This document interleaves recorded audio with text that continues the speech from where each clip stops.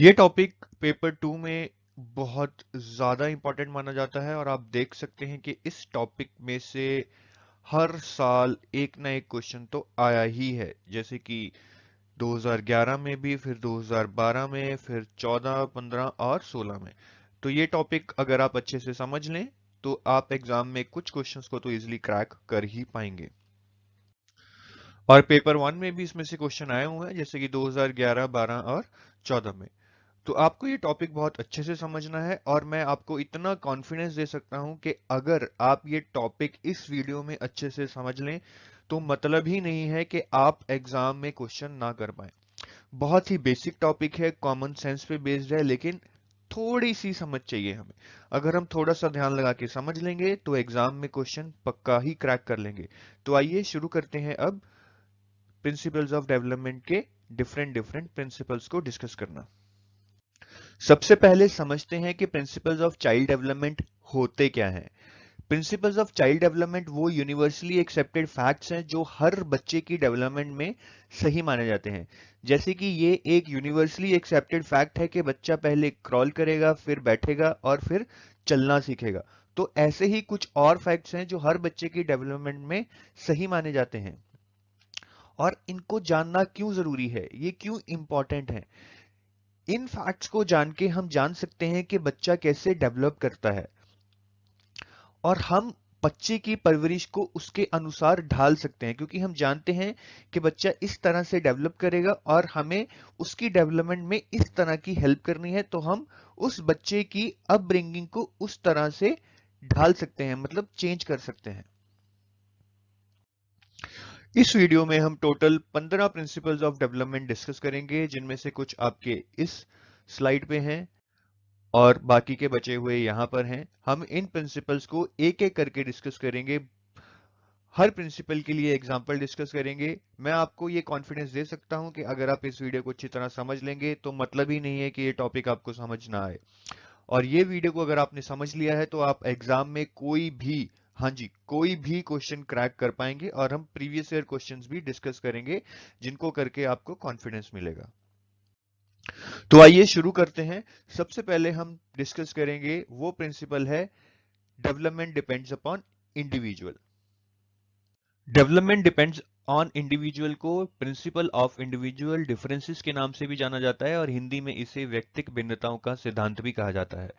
तो development depends upon individual का मतलब क्या है, ये प्रिंसिपल कहता क्या है। ये प्रिंसिपल कहता है कि different rates of development among children, के हर बच्चे में डेवलपमेंट का रेट डिफरेंट होता है। किसी बच्चे में डेवलपमेंट का रेट तेज हो सकता है, किसी बच्चे में डेवलपमेंट का रेट कम हो सकता है।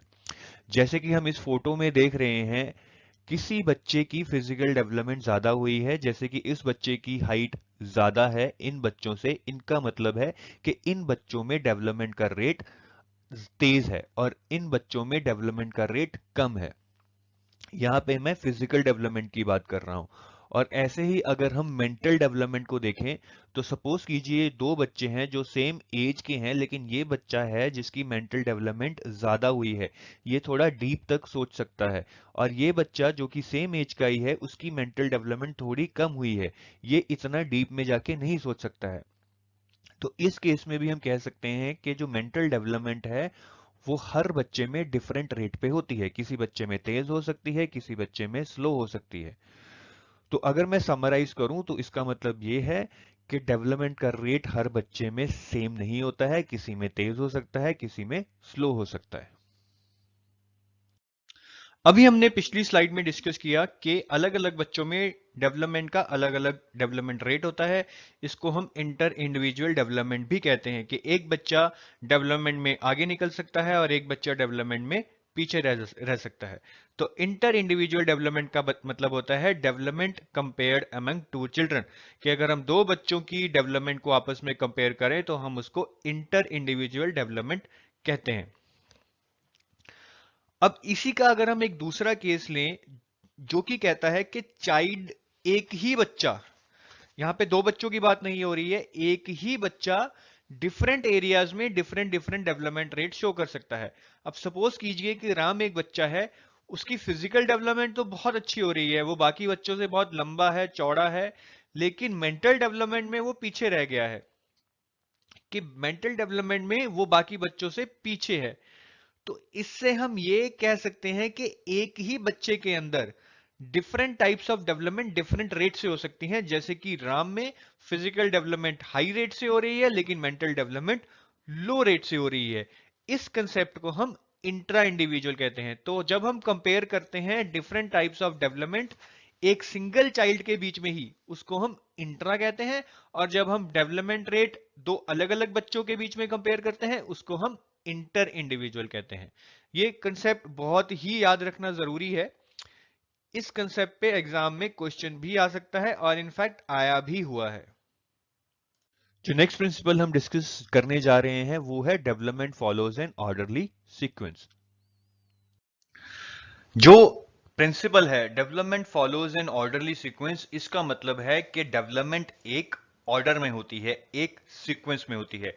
इस प्रिंसिपल को समझने के लिए हमें दो कीवर्ड्स या फिर दो टर्म्स को समझना बहुत जरूरी है। पहली टर्म है सेफ्लोकॉर्डल सीक्वेंस और दूसरी टर्म है प्रॉक्सिमो डिस्टल सीक्वेंस। हम इन दोनों टर्म्स के बारे में एक एक करके समझेंगे। सेफ्लोकॉर्डल सीक्वेंस का मतलब है कि आपकी डेवलपमेंट हेड टू टो होती है। जैसे कि आप इस फोटो में देख सकते हैं कि वो सर से शुरू होकर आपके पांव की तरफ होती है। पहले डेवलपमेंट सर में होती है, फिर आपकी आर्म्स में होती है और फिर आपकी लेग्स में होती है। आप एक छोटे बच्चे को जब देखते हैं तो ये अंदाजा लगा सकते हैं कि वो बच्चे का दिमाग ऑलरेडी चालू है, मतलब वो अपने दिमाग को यूज करता है। जैसे कि जब उसको भूख लगती है तो वो रोने लग जाता है, क्योंकि उसकी मेंटल डेवलपमेंट हो चुकी है और हो रही है। इसीलिए भूख लगने पे वो रोकर अपनी मम्मी को कहता है कि मुझे दूध पिलाया जाए। तो बच्चे के पैदा होते ही उसकी मेंटल डेवलपमेंट शुरू हो जाती है। जैसे जैसे बच्चा बड़ा होता है वो अपनी आर्म्स का यूज करने लगता है, और जब थोड़ा और बड़ा हो जाता है तो वो अपनी लातों यानी लेग्स का भी यूज करना शुरू कर देता है। तो इससे हम ये कह सकते हैं कि हमारी डेवलपमेंट हेड से शुरू होकर आर्म्स की तरफ जाती है और फिर लेग्स की तरफ जाती है। दूसरा जो प्रिंसिपल है वो है proximo distal sequence. Proximo distal sequence का मतलब है कि जो हमारी डेवलपमेंट है वो हमारी सेंट्रल बॉडी पोर्शंस में पहले होती है और धीरे धीरे बाहर की तरफ जाती है। जैसे कि आप देख सकते हैं कि जब बच्चा छोटा होता है तो वो किसी भी चीज को उठाने के लिए अपने शोल्डर्स और आर्म्स को उठाता है, मतलब शोल्डर्स और आर्म्स का यूज करता है। फिर जैसे जैसे वो बड़ा हो जाता है वो अपनी रिस्ट और फिंगर्स का यूज करना भी सीख जाता है। तो इससे हम कह सकते हैं कि जो हमारी इनिशियल डेवलपमेंट होती है वो हमारी बॉडी के सेंट्रल पोर्शंस में होती है, जैसे कि शोल्डर्स और आर्म्स, और धीरे धीरे वो आउटर पार्ट्स की तरफ जाती है, जैसे कि हमारी रिस्ट और फिंगर्स। तो आपने देखा होगा कि ये दोनों जो टर्म्स हैं सेफ्लोकॉर्डल सीक्वेंस और प्रॉक्सिमो डिस्टल सीक्वेंस, इनमें एक डीप मीनिंग छुपा है।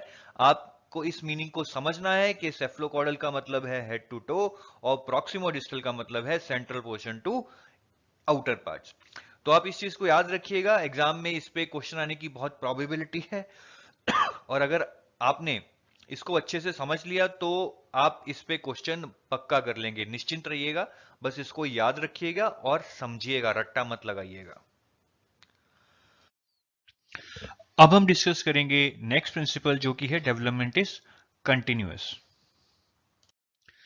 डेवलपमेंट इज कंटिन्यूअस जिसका मतलब है डेवलपमेंट कभी रुकती नहीं है, वो निरंतर चलती रहती है, और इसको हिंदी में निरंतरता का सिद्धांत भी कहते हैं।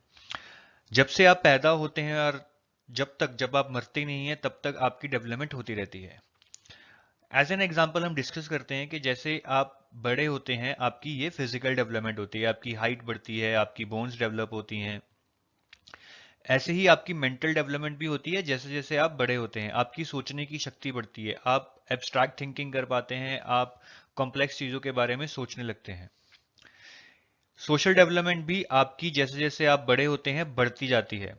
जब आप थोड़े बड़े होते हैं तो आपके फ्रेंड्स बनते हैं, आसपास के बच्चों के साथ आप खेलते हैं, स्कूल जाते हैं तो आपके और फ्रेंड्स बनते हैं, आप अपने टीचर को जानते हैं, कॉलेज जाते हैं तो आपका सर्कल और बड़ा हो जाता है, फिर आप जॉब में जाते हैं तो आपका सर्कल और बड़ा हो जाता है, आप बहुत लोगों से डेली मिलते हैं, उठते हैं, बैठते हैं। तो इस तरह आपकी सोशल डेवलपमेंट भी बढ़ती रहती है जैसे जैसे आप बड़े होते हैं। तो समराइज करने के लिए हम यही कह सकते हैं कि डेवलपमेंट कंटिन्यूअस है, ये कभी रुकती नहीं है, ये चलती रहती है, चाहे आप लाइफ के किसी भी फेज में हो। एक और एग्जांपल के तौर पे लीजिए कि एक बूढ़ा आदमी भी डेली कुछ ना कुछ सीखता है। जैसे कि मेरे पापा हैं जो कि तकरीबन 70 साल के हैं, वो भी आजकल मोबाइल चलाना सीख रहे हैं, क्योंकि आजकल ऐसे ऐसे मोबाइल आ गए हैं कि जो हमारे मम्मी पापा हैं उनको वो मोबाइल चलाने में दिक्कत आती है, लेकिन वो भी उस एज में जाके मोबाइल चलाना सीख रहे हैं, तो वो भी डेली कुछ ना कुछ सीख रहे हैं, उनकी भी मेंटल डेवलपमेंट हो रही है। तो इस तरह से development is continuous. Next principle जो कि हम डिस्कस करने जा रहे हैं वो बहुत ही इंटरेस्टिंग प्रिंसिपल है, जिसको कि कहते हैं development is influenced by hereditary and environment. Development is influenced by hereditary and environment, इसको हिंदी में वातावरण और वंशानुक्रम के परिणाम सिद्धांत भी कहा जाता है। बहुत ही इंटरेस्टिंग प्रिंसिपल ऑफ डेवलपमेंट है, चलिए इसको डिस्कस करते हैं। तो ये प्रिंसिपल कहता है कि बच्चे की डेवलपमेंट हेरिडिटरी और एनवायरमेंटल फैक्टर्स पे डिस्कस करती है। तो अब ये हेरिडिटरी और एनवायरमेंटल फैक्टर्स है क्या? सबसे पहले हम डिस्कस करेंगे कि हेरिडिटरी फैक्टर्स क्या होते हैं। अब हमने बहुत बार देखा है कि बच्चे के बहुत सारे फिजिकल करेक्टरिस्टिक्स अपने माँ बाप से मिलते हैं। जैसे कि इस बच्चे की आंखें अपने बाप पर हैं, जैसे कि इनके पिता की आंखें नीली हैं, इस बच्चे की आंखें भी नीली हैं। कान भी अपने पापा पे हैं। अगर हम बाल देखें तो बाल अपने मम्मी पे हैं। और हाइट देखें तो वो भी मम्मी पापा के अनुसार ही है, क्योंकि इसके मम्मी पापा की हाइट ठीक ठाक है तो इस बच्चे की हाइट भी ठीक है। अगर मम्मी पापा की हाइट छोटी हो तो बच्चे की हाइट भी छोटी रह जाती है, और अगर मम्मी पापा की दोनों की हाइट अच्छी हो तो बच्चे की हाइट भी अच्छी हो जाती है। तो इस तरह से कुछ चीजें हमें विरासत से ही मिलती हैं, हमारे जीन्स से मिलती हैं। अगर हमारे माता पिता के कुछ फीचर्स हैं तो वो हमें अपने आप मिल जाते हैं, इस चीज को हम हेरिडिटरी कहते हैं।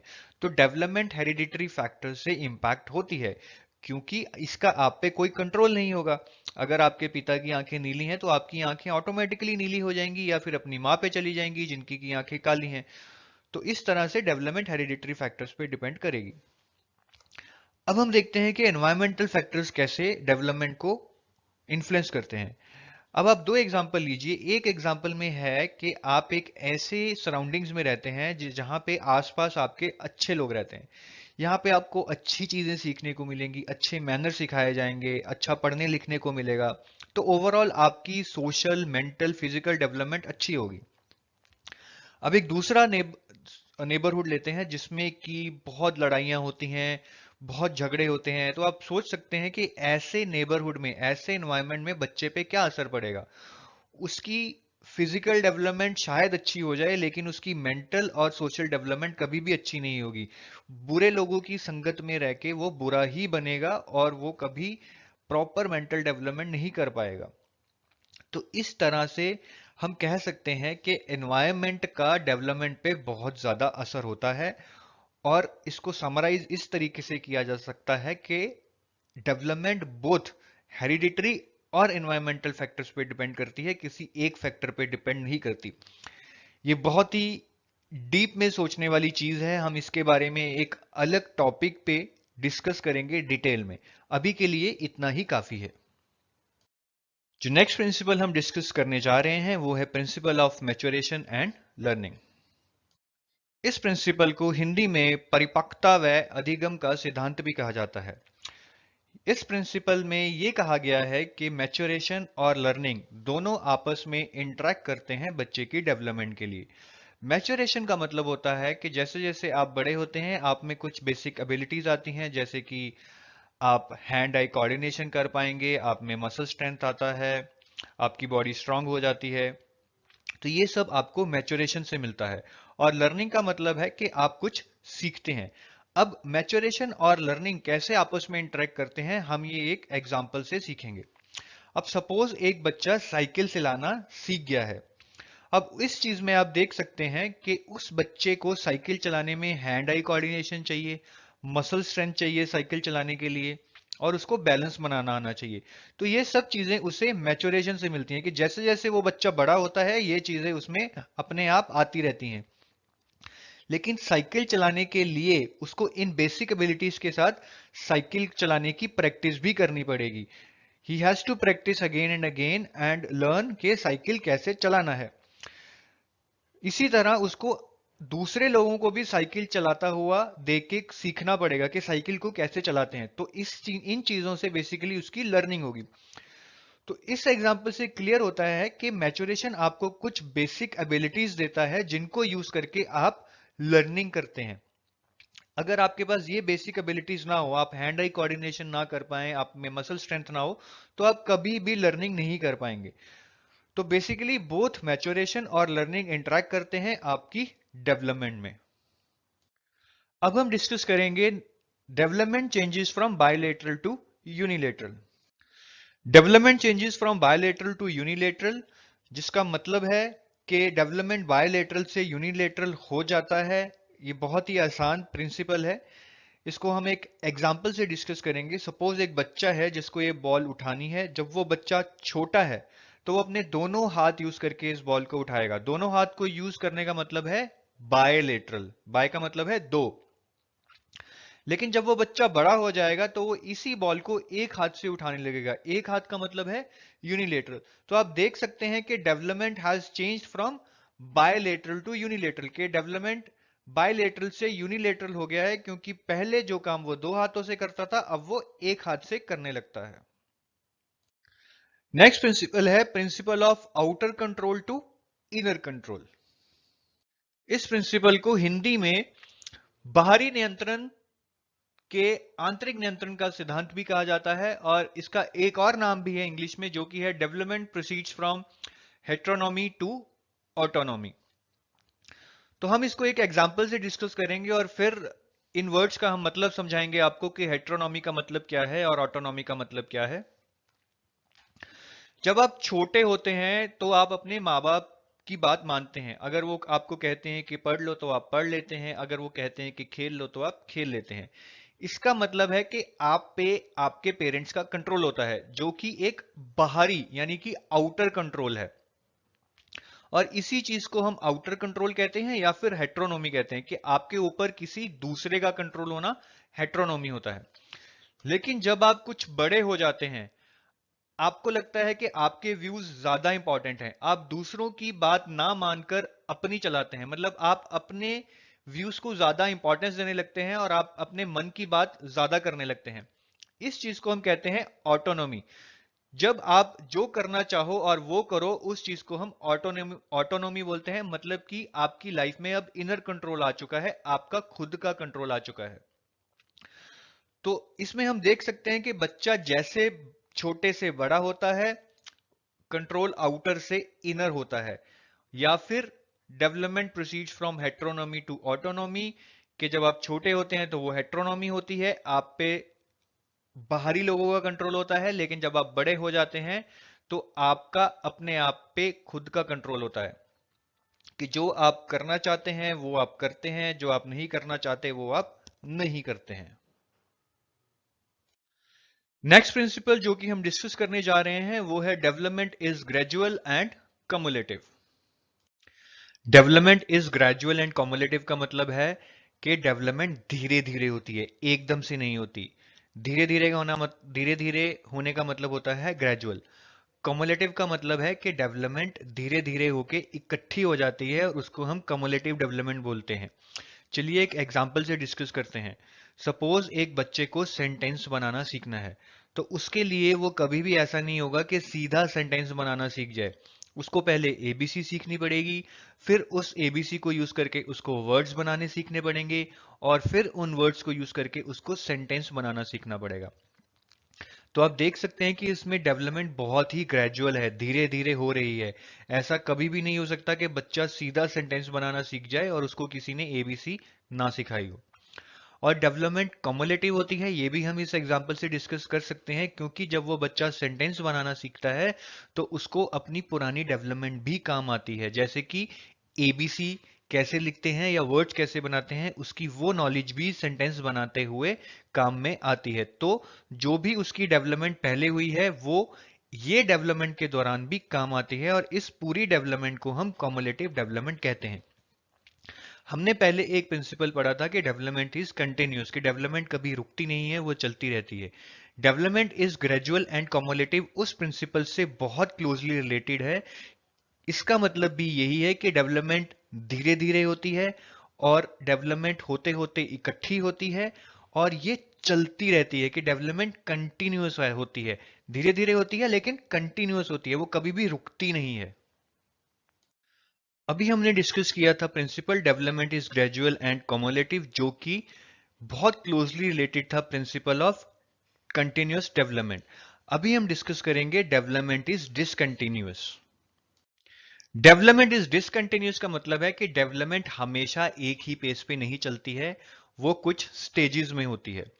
जैसे कि यहाँ पे हम देख सकते हैं कि ये कंटिन्यूअस डेवलपमेंट है, कि डेवलपमेंट चलती ही जा रही है, लेकिन डिसकंटिन्यूअस डेवलपमेंट में डेवलपमेंट स्टेजेस में होती है। जैसे कि बच्चा स्टेज 1 में गया, डेवलप किया और फिर कांस्टेंट हो गया, ऐसे ही वो स्टेज 2 में गया, उसकी और डेवलपमेंट हुई, लेकिन फिर कुछ देर के लिए कुछ डेवलपमेंट नहीं हुई।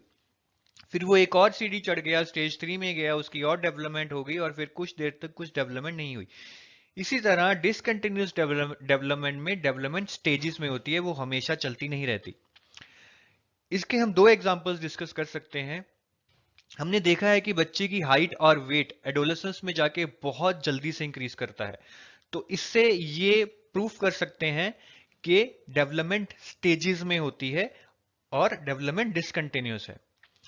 इसी तरह एक और एग्जांपल देखें तो बच्चे की जो वोकैबुलरी होती है, जो वो शब्द सीखता है बोलने के लिए, वो सबसे ज्यादा फास्ट स्पीड पे ग्रो करती है स्कूल जाने से पहले, और उसके बाद उस वोकैबुलरी की ग्रो करने की स्पीड बहुत कम हो जाती है। तो इससे भी हम ये प्रूव कर सकते हैं कि डेवलपमेंट स्टेजेस में होती है, जैसे कि प्री स्कूल स्टेज में बच्चे की वोकैबुलरी बहुत फास्ट स्पीड से बढ़ी। और अगर हम कहें कि डेवलपमेंट स्टेजेस में होती है, तो अगेन वी कैन प्रूव के डेवलपमेंट डिसकंटिन्यूअस है। नेक्स्ट प्रिंसिपल जो हम डिस्कस करेंगे वो है डेवलपमेंट इज इंटर रिलेटेड। उसके बाद हम डिस्कस करेंगे प्रिंसिपल ऑफ टोटल डेवलपमेंट, जो कि इस प्रिंसिपल से बहुत ज्यादा रिलेटेड है। तो ये दोनों प्रिंसिपल ऑलमोस्ट सेम है, लेकिन हमने इसको अलग अलग कवर किया है क्योंकि एग्जाम में इन पे अलग अलग क्वेश्चंस आ सकते हैं। डेवलपमेंट इज इंटर रिलेटेड का मतलब है कि आपकी डेवलपमेंट इंटर रिलेटेड है डिफरेंट डोमेन्स में। जैसे कि आपकी फिजिकल और मेंटल डेवलपमेंट इंटर रिलेटेड है, वैसे ही आपकी सोशल और इमोशनल डेवलपमेंट फिजिकल और मेंटल डेवलपमेंट से रिलेटेड है। चलिए हम इसका एक एग्जांपल देखते हैं। सपोज एक बच्चा है जो कि बहुत ही इंटेलिजेंट है, मतलब मेंटली वो बच्चा बहुत ही ज्यादा तेज है, लेकिन उसके माता पिता की डेथ हो गई है और इसलिए आजकल वो बहुत ज्यादा उदास रहता है, अकेला रहता है। अब जब वो उदास रहेगा, अकेला रहेगा, तो उसकी सोशल डेवलपमेंट अच्छी नहीं होगी। जब उसकी सोशल डेवलपमेंट अच्छी नहीं होगी, वो अकेला रहेगा, उदास रहेगा, टेंशन में रहेगा, तो उसका असर उसकी फिजिकल और मेंटल डेवलपमेंट पे भी होगा, कि वो फिजिकली अच्छा डेवलप नहीं करेगा क्योंकि वो उदास रहता है, लोगों से मिलता जुलता नहीं है, तो अच्छा खाएगा पिएगा भी नहीं, तो उसकी फिजिकल डेवलपमेंट पे असर पड़ेगा। और उसकी मेंटल डेवलपमेंट भी नहीं होगी, क्योंकि जब तक वो खुश नहीं रहेगा उसकी मेंटल डेवलपमेंट कभी भी अच्छी नहीं होगी। तो हम देख सकते हैं कि इस एग्जाम्पल में सोशल डेवलपमेंट ना अच्छे होने की वजह से उसकी फिजिकल और मेंटल डेवलपमेंट भी अच्छी नहीं होगी। और डेवलपमेंट इज इंटर रिलेटेड का मतलब भी यही है कि एक एरिया में अगर आपकी डेवलपमेंट अच्छी ना हो पाए, तो उसका इंपैक्ट दूसरे एरिया में भी होता है। अब हम डिस्कस करेंगे प्रिंसिपल ऑफ टोटल डेवलपमेंट। मैंने आपको पहले ही बताया था कि ये डेवलपमेंट इज इंटर रिलेटेड वाले प्रिंसिपल से बहुत क्लोजली मिलता जुलता है। इस प्रिंसिपल को हिंदी में संपूर्ण विकास का सिद्धांत भी कहते हैं, और यह प्रिंसिपल भी पिछले प्रिंसिपल से बहुत क्लोजली रिलेटेड है, क्योंकि यह प्रिंसिपल भी यही कहता है कि आपकी डेवलपमेंट सारे एरियाज में आपस में रिलेटेड है। अगर एक एरिया में आपकी डेवलपमेंट अच्छी ना हो, तो वो दूसरे एरियाज को भी इंपैक्ट करती है। जैसे कि हमने पिछले एग्जाम्पल में देखा, बच्चे की सोशल डेवलपमेंट अच्छी नहीं हो पा रही थी, जिसका कि इंपैक्ट उसकी फिजिकल और मेंटल डेवलपमेंट पे भी हो रहा था। अगला प्रिंसिपल जो कि हम डिस्कस करने जा रहे हैं वो है development changes from general to specific. बहुत ही इंपॉर्टेंट प्रिंसिपल है और इसको ध्यान से समझिए, ये थोड़ा डिफिकल्ट प्रिंसिपल ऑफ डेवलपमेंट है। इस प्रिंसिपल को हिंदी में सामान्य से विशिष्ट के विकास का सिद्धांत भी कहा जाता है। ये बहुत ही इंपॉर्टेंट प्रिंसिपल है और थोड़ा मुश्किल प्रिंसिपल है, तो इसको थोड़ा ध्यान से समझिएगा। एग्जाम्पल हम स्टार्ट करते हैं। सपोज दो बॉल्स हैं, एक बॉल बड़ी है और एक बॉल छोटी है। अब जब बच्चा छोटा होता है तो वो बड़ी और स्मॉल बॉल में डिफरेंशिएट नहीं कर पाता है। वो बॉल बड़ी हो या छोटी हो, वो दोनों हाथों से उठाएगा। लेकिन जब बच्चा बड़ा हो जाता है तो वो डिफरेंशिएट कर पाता है कि बॉल बड़ी है या छोटी है। बड़ी बॉल को वो दोनों हाथों से उठाएगा, लेकिन छोटी बॉल को वो अपनी फिंगर्स या अकेले एक हाथ से ही उठा लेगा। तो इस केस में हम देख सकते हैं कि पहले उस बच्चे का रिस्पांस जनरल था। बॉल बड़ी हो या छोटी हो, वो एक जनरल रिस्पांस दे रहा था कि वो अपने दोनों हाथों को यूज कर रहा था। लेकिन जब वो बड़ा हो गया तो उसका रिस्पांस स्पेसिफिक हो गया। बड़ी बॉल को वो दोनों हाथों से उठाने लगा और छोटी बॉल को वो अपनी फिंगर्स को यूज करके उठाने लगा। तो इसमें उसका रिस्पांस स्पेसिफिक हो गया है, अब जनरल नहीं रहा है। इसी तरह एक और एग्जांपल लेते हैं। जब बच्चा छोटा होता है तो वो अपनी दोनों टांगों को जोर जोर से हिलाता है। चाहे उसको कुछ भी करना हो, वो अपनी टांगों को जोर जोर से हिलाने लगता है। चाहे उसको किक मारनी हो, चाहे उसको चलना हो, चाहे वो खुश हो। लेकिन जब बच्चा बड़ा हो जाता है तो वो जनरल मूवमेंट्स नहीं करता, वो बहुत स्पेसिफिक मूवमेंट्स करता है।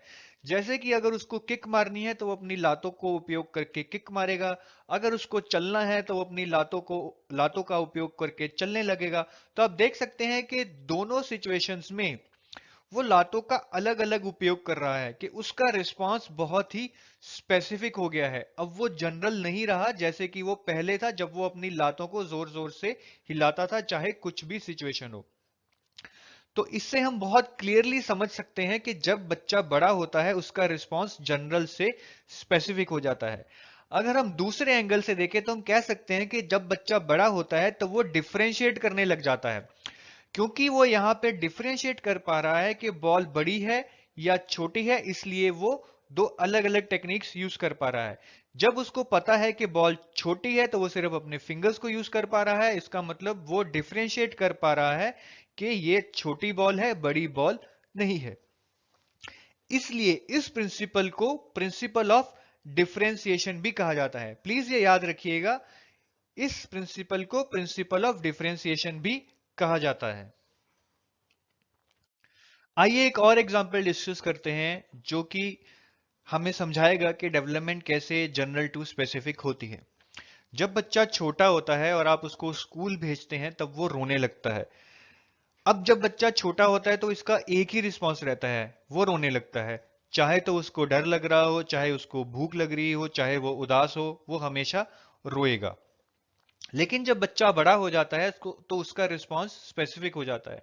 जैसे कि जो बच्चा बड़ा हो गया है, जब आप उसको स्कूल भेजेंगे तो वो रोएगा नहीं, लेकिन उसका फेस सैड हो जाएगा, उसके नेक और शोल्डर मसल्स बहुत टाइट हो जाएंगे, जिससे कि हमें पता लगेगा कि बच्चा स्कूल जाना नहीं चाहता। तो इस केस में आप देख सकते हैं कि रिस्पांस जनरल टू स्पेसिफिक हो गया है। जब बच्चा छोटा था तो वो किसी भी चीज से जब दुखी होता था या उसको डर लगता था या वो भूखा होता था या वो स्कूल जाने लगता था तब वो रोता था। लेकिन जब बच्चा बड़ा हो जाता है तो उसका रिस्पांस स्पेसिफिक हो जाता है। जब उसको डर लगता है तो शायद वो रोने लगेगा, और जब वो स्कूल जाने लगेगा तो वो रोएगा नहीं, सिर्फ उसके चेहरे पे उदासी आ जाएगी और उसकी बॉडी पोस्चर टाइट हो जाएगी, जो कि दर्शाएगा कि वो स्कूल जाना नहीं चाहता है। अब हम डिस्कस करेंगे प्रिंसिपल ऑफ इंटीग्रेशन। इस प्रिंसिपल को एकीकरण का सिद्धांत भी कहा जाता है। ये बहुत ही इंटरेस्टिंग प्रिंसिपल है, लेकिन आसान भी है और एग्जाम के लिए बहुत इंपॉर्टेंट भी है।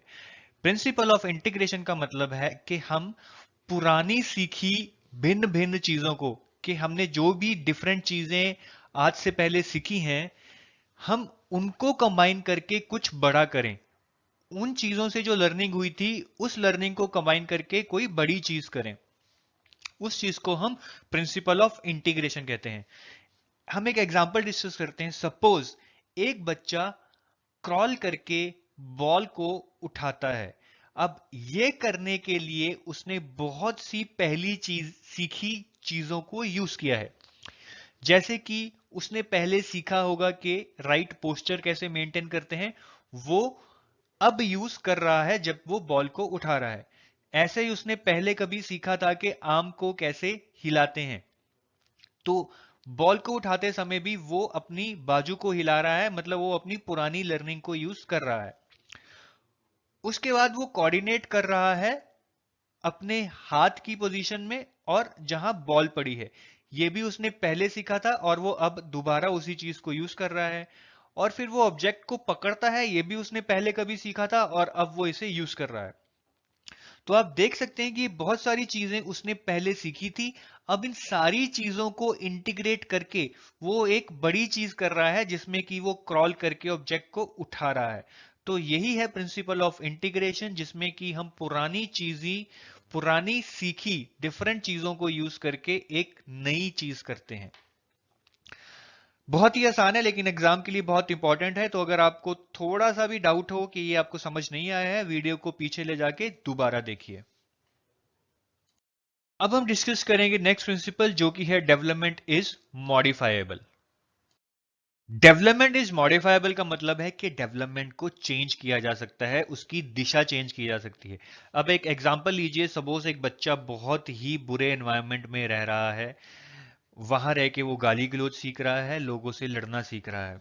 तो इसका मतलब ये नहीं है कि वो सारी जिंदगी ऐसे ही काटेगा। अगर उस बच्चे को किसी अच्छे एनवायरनमेंट में ले जाया जाए, उसको अच्छे स्कूल में डाला जाए, उसकी निगरानी अच्छे गार्डियंस करें, तो वो भी अच्छी चीजें सीख सकता है। इसका मतलब है उसकी डेवलपमेंट चेंज हो सकती है। तो डेवलपमेंट इज मॉडिफाइबल। इसी तरह एक अच्छा बच्चा जो कि बहुत आज्ञाकारी है, लोगों से मिलता जुलता है, हंसता खेलता है, उसकी डेवलपमेंट भी चेंज हो सकती है। अगर उसको बुरे एनवायरनमेंट में डाल दिया जाए तो वो भी एक बुरा बच्चा बन सकता है। लेकिन ये याद रखिएगा कि development is modifiable means development change हो सकती है, लेकिन कई जगह एग्जाम में पूछा जाता है कि डेवलपमेंट इज रिवर्सिबल, कि डेवलपमेंट को हम उल्टा कर सकते हैं। ये बिल्कुल भी पॉसिबल नहीं है। चेंज और वापसी में बहुत अंतर है। डेवलपमेंट इज मॉडिफाइबल हाँ है, लेकिन डेवलपमेंट इज रिवर्सिबल ये नहीं है। अगर आपकी हाइट बढ़ गई है तो उस हाइट को आप छोटा नहीं कर सकते हैं, वो डेवलपमेंट आपकी रिवर्स नहीं हो सकती है। ठीक है, तो इस चीज को याद रखिएगा। डेवलपमेंट की दिशा चेंज हो सकती है लेकिन उसको रिवर्स नहीं किया जा सकता है। जो हो चुका है वो हो चुका है। आइए अब क्वेश्चन करते हैं जो कि पास्ट ईयर पेपर्स में आ चुका है। Understanding the principles of development of a child helps a teacher in identifying the social status of the learner, identifying the economic background of the learner. तो ये दोनों ऑप्शन मुझे तो गलत लग रही हैं। टीचर को बच्चे का सोशल स्टेटस जानने के लिए प्रिंसिपल ऑफ डेवलपमेंट की जरूरत नहीं है। इकोनॉमिक बैकग्राउंड जानने में भी कोई प्रिंसिपल ऑफ डेवलपमेंट यूज नहीं होता है। Rationalising why the learner ought to be taught, ये कुछ हो सकता है। अगर हम अपना दिमाग लगाएं तो थर्ड ऑप्शन हो सकती है। फोर्थ ऑप्शन है effectively catering to different learning styles of learners. तो ये ज्यादा सूटेबल है क्योंकि हमने वीडियो के शुरू में ही डिस्कस किया था कि प्रिंसिपल्स ऑफ डेवलपमेंट क्यों जरूरी हैं, ताकि आप प्रिंसिपल्स ऑफ डेवलपमेंट को समझ के बच्चे की नीड के अनुसार अपने लर्निंग स्टाइल को चेंज कर सकें। तो मेरे हिसाब से इसका आंसर होगा 4। जी हाँ, इसका आंसर है 4। आइए अब एक और क्वेश्चन डिस्कस करते हैं जो कि 2011 में आ चुका है। Human development is based on certain principles, which of the following is not a principle of human development. पहली ऑप्शन है जनरल टू स्पेसिफिक, ये हमने डिस्कस किया था, ये एक प्रिंसिपल है, तो ये आंसर नहीं है। रिवर्सिबल, मैंने आपको बहुत क्लियरली बताया था कि डेवलपमेंट रिवर्सिबल नहीं है, तो मेरे हिसाब से इसका आंसर होना चाहिए 2। लेकिन हम बाकी ऑप्शंस भी देख लेते हैं। डेवलपमेंट इज कंटिन्यूटी, मतलब डेवलपमेंट कंटिन्यूस होती है, सही है। डेवलपमेंट इज सिक्वेंशियल, डेवलपमेंट एक ऑर्डर में होती है, ये भी एक डेवलपमेंट का प्रिंसिपल है। तो डेवलपमेंट रिवर्सिबल होती है, ये प्रिंसिपल नहीं है। क्वेश्चन था कि विच of the following is not a principle of human development, तो इसका आंसर होना चाहिए 2। तो इसका आंसर है 2। चलिए नेक्स्ट क्वेश्चन करते हैं। क्वेश्चन है Seema learns every lesson very quickly but Leena takes longer to learn them, it denotes the development principle of. कि सीमा एक लेसन को बहुत जल्दी याद कर लेती है जबकि लीना उससे ज्यादा टाइम लेती है। ये किस कारण होता है, मतलब डेवलपमेंट का वो कौन सा प्रिंसिपल है जिसके कारण ये हो रहा है। देखिए, ये हमने अच्छे से पढ़ा है कि हर दो लोग अलग अलग रेट से डेवलप करते हैं। उनकी फिजिकल ग्रोथ, जैसे कि उनका हाइट बढ़ना भी अलग अलग टाइम पर होगा, ऐसे ही उसकी मेंटल ग्रोथ भी अलग अलग टाइम पर होगी। किसी बच्चे की मेंटल ग्रोथ जल्दी हो जाएगी, किसी बच्चे की लेट होगी। तो सीमा चीजों को जल्दी सीख रही है और लीना लेट सीख रही है, इसका मतलब है कि दोनों के डेवलपमेंट रेट में डिफरेंस है, और इस प्रिंसिपल को हम प्रिंसिपल ऑफ इंडिविजुअल डिफरेंसेस कहते हैं। तो इस क्वेश्चन का होगा जो आंसर वो है ऑप्शन नंबर 3। एक और क्वेश्चन डिस्कस करते हैं जो कि नवंबर 2012 में आया था। Systematic presentation of concepts may be related with which of the following principles of development. कि अगर हम बच्चे को एक सिस्टमेटिक वे में कंसेप्ट को समझाते हैं तो वो कौन से प्रिंसिपल ऑफ डेवलपमेंट से रिलेटेड है। Students develop at different rates, नहीं, ये तो कनेक्ट नहीं हो रहा है। डेवलपमेंट इज रिलेटिवली ऑर्डरली, ये कनेक्ट हो रहा है कि डेवलपमेंट एक ऑर्डर में होती है, इसलिए हम बच्चे को भी सिस्टमेटिक वे में कंसेप्ट समझाते हैं, तो ये उससे कनेक्ट हो रहा है। तो मेरे हिसाब से आंसर 2 हो सकता है। चलिए ऑप्शन 3 और 4 भी देखते हैं। डेवलपमेंट लीड्स टू ग्रोथ, नहीं, ये तो बिल्कुल भी कनेक्ट हो नहीं रहा है। Development proceeds from heteronomy to autonomy, ये भी बिल्कुल कनेक्ट नहीं हो रहा है। तो इसका आंसर तो 2 ही है। जी हाँ, इसका आंसर है 2 कि हम सिस्टमेटिक प्रेजेंटेशन ऑफ कंसेप्ट्स करते हैं बच्चे को, उसको हम एक ऑर्डर में समझाते हैं, क्योंकि this is according to principle of development is relatively orderly. A teacher found that a student is facing difficulty in drawing a picture. She assumes that this student would also find it difficult to draw a diamond. She applies which of the following principles to arrive at his her assumption. तो इसमें एक question कहता है कि एक teacher को पता लग जाता है कि बच्चा स्क्वायर नहीं बना पा रहा है, तो वो टीचर ये एज्यूम कर लेती है कि वो बच्चा डायमंड भी नहीं बना पाएगा। तो ये एज्यूम करते हुए टीचर कौन से प्रिंसिपल ऑफ डेवलपमेंट को रेफर कर रही है। पहला ऑप्शन है डेवलपमेंट इज ग्रेजुअल, की डेवलपमेंट धीरे धीरे होती है। ये आंसर हो सकता है क्योंकि डेवलपमेंट इज ग्रेजुअल में हमने डिस्कस किया था कि बच्चा कैसे एबीसी सीख के वर्ड्स बनाता है और फिर सेंटेंस बनाता है, तो ये इससे कनेक्ट करता है। Development is different for different people, नहीं, ये तो बिल्कुल भी कनेक्ट नहीं करता है।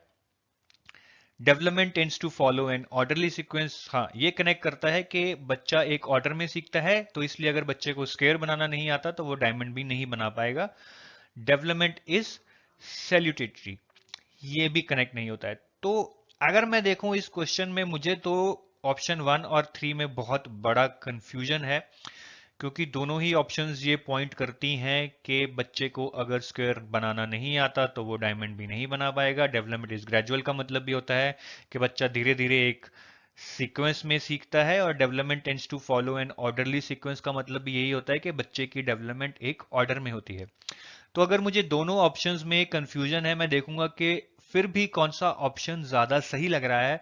तो मेरे हिसाब से तो ऑप्शन 3 ही ज्यादा सही लग रहा है कि डेवलपमेंट एक ऑर्डर में होती है, और इसलिए अगर बच्चा स्क्वायर नहीं बना पा रहा तो वो डायमंड भी नहीं बना पाएगा। तो मेरे हिसाब से ऑप्शन होगा आंसर 3। जी हाँ, आंसर है नंबर 3। अब जुलाई 2011 में एक क्वेश्चन आया था, वो डिस्कस करते हैं। Development is a never ending process, this idea is associated with. अब हमने ये पढ़ा था कि development is never ending process, इसका मतलब है कि डेवलपमेंट कंटिन्यूअस है, वो चलती रहती है। तो आंसर होना चाहिए 4, प्रिंसिपल ऑफ कंटिन्यूटी। जी हाँ, इसका आंसर है 4। ये क्वेश्चन भी 2011 में आया था, बहुत ही उम्दा क्वेश्चन है। ये क्वेश्चन कहता है कि बच्चा जब प्री स्कूल में जाता है तो वो स्कूल जाते समय उदास होता है और वो ऊंची ऊंची रोने लगता है क्योंकि वो स्कूल जाना नहीं चाहता। लेकिन वही बच्चा जब 2 साल के बाद स्कूल जाता है तो वो बच्चा रोता नहीं है, लेकिन वो फिर भी अपनी उदासी को अपने चेहरे से दर्शाता है कि उसका फेस सैड होता है, उसके शोल्डर और नेक मसल्स टाइट हो जाते हैं, जिससे कि हमें पता लग जाता है कि वो बच्चा उदास है और स्कूल जाना नहीं चाहता। तो जो बच्चा पहले स्कूल जाते समय रोने लगता था, अब वो रोता नहीं है, लेकिन उसका फेस सैड हो जाता है और उसकी बॉडी मसल्स टाइट हो जाती हैं। ये जो चेंज ऑफ बिहेवियर है, ये डेवलपमेंट के कौन से प्रिंसिपल से कनेक्ट करता है? ये तो भाई सीधा क्वेश्चन है जो हमने अभी वीडियो में देखा था कि ये प्रिंसिपल है, principle of development from general to specific, जिसे कि हमने प्रिंसिपल ऑफ डिफरेंशिएशन भी कहा था। तो मेरे हिसाब से तो आंसर होना चाहिए 4, development is characterised by differentiation and integration, और इसका आंसर 4 ही है। Which of the following is a principle of development? कि इनमें से कौन सा प्रिंसिपल ऑफ डेवलपमेंट है? पहली ऑप्शन है development does not proceed at same pace for all. ये बिल्कुल सही है, ये हमने पढ़ा है कि अगर दो बच्चे हैं उनमें अलग अलग रेट पे डेवलपमेंट होगी। तो पहला प्रिंसिपल ऑफ डेवलपमेंट है डेवलपमेंट इज ऑलवेज लीनियर। ये गलत है, डेवलपमेंट लीनियर नहीं होती है, it is a discontinuous process. अब हमने पढ़ा है कि डेवलपमेंट डिसकंटिन्यूअस होती है, लेकिन साथ ही साथ हमने ये भी पढ़ा है कि डेवलपमेंट कंटिन्यूअस होती है। तो ये वाला principle development is a discontinuous process हर सिचुएशन में अप्लाई नहीं करता है। तो ये आंसर हो सकता था, लेकिन क्या ये पहली ऑप्शन से ज्यादा बेटर आंसर है? मेरे हिसाब से तो नहीं, पहली ऑप्शन अभी भी सबसे बेहतर आंसर है। फोर्थ है all processes of development are not interconnected. ये गलत है, क्योंकि हमने पढ़ा है कि different types of development are connected, के फिजिकल, सोशल और इमोशनल और मेंटल डेवलपमेंट आपस में कनेक्टेड होती हैं। तो मेरे हिसाब से तो ऑप्शन 1 ही बेस्ट आंसर है। जी हाँ, option 1 is the best answer. चलिए अब हम ये क्वेश्चन डिस्कस करते हैं कि विच of the following is incorrect about principal of development. कि इनमें से कौन सी स्टेटमेंट प्रिंसिपल ऑफ डेवलपमेंट से मैच नहीं खाती है? Development depends upon maturation and learning, ये हमने पढ़ा है, तो ये सही प्रिंसिपल ऑफ डेवलपमेंट है, लेकिन क्वेश्चन में पूछा गया है इनकरेक्ट स्टेटमेंट। तो ये सही स्टेटमेंट है, इनकरेक्ट स्टेटमेंट नहीं है, तो पहला ऑप्शन आंसर नहीं है। Development depends upon interaction between heredity and environment, ये भी बिल्कुल सही प्रिंसिपल है, ये इनकरेक्ट स्टेटमेंट नहीं है, तो ये आंसर नहीं हो सकता। There are individual differences in development among children, ये भी बिल्कुल सही प्रिंसिपल है, ये इनकरेक्ट स्टेटमेंट नहीं है। Development is a quantitative process which can be measured precisely, ये गलत है। डेवलपमेंट क्वांटिटेटिव प्रोसेस नहीं है, डेवलपमेंट क्वालिटेटिव प्रोसेस है। हम ये कभी भी मेजर नहीं कर सकते हैं कि बच्चे की मेंटल डेवलपमेंट कितनी हुई है। क्या हम उसको किलो में मेजर करेंगे कि उसकी 2 किलो मेंटल डेवलपमेंट हुई है? नहीं, वो क्वालिटेटिव थिंग है। तो डेवलपमेंट क्वांटिटेटिव प्रोसेस नहीं है और इसको प्रिसाइसली मेजर नहीं किया जा सकता है। क्या आप मेजर कर सकते हैं कि बच्चे की सोशल डेवलपमेंट कितनी हुई है? हाँ, आप इतना कह सकते हैं कि कम हुई है, ज्यादा हुई है, लेकिन उसको आप किसी यूनिट में मेजर नहीं कर सकते कि उसकी सोशल डेवलपमेंट 2 किलो हो गई है। तो इसका आंसर 4 है, फोर्थ स्टेटमेंट इनकरेक्ट है। जी हाँ, तो फोर्थ स्टेटमेंट इनकरेक्ट है और यही उसका आंसर है। चलिए अब हम ये क्वेश्चन करते हैं जो 2016 में आया था। बहुत ही इंटरेस्टिंग क्वेश्चन है, लेकिन आसान क्वेश्चन है। इसमें बेसिकली हमें ए बी सी डी दिया है लेफ्ट साइड पे, और 1 2 3 4 5 दिया है राइट साइड पे, और हमें मैच करना है ए बी सी डी को 1 2 3 4 से। तो सबसे पहली ए स्टेटमेंट है प्रॉक्सिमोडिस्टल ट्रेंड। ये हमने पढ़ा था कि प्रॉक्सिमोडिस्टल डेवलपमेंट होती है कि डेवलपमेंट आपकी सेंटर से बॉडी की बाहर की तरफ जाती है, फ्रॉम सेंटर टू आउटवर्ड्स। तो ए मैच करता है डायरेक्टली 4 से। बी है सेल्फालोकोडल ट्रेंड, जो कि कहता है कि आपकी डेवलपमेंट हेड टू टो होती है, तो बी मैच करता है 2 से।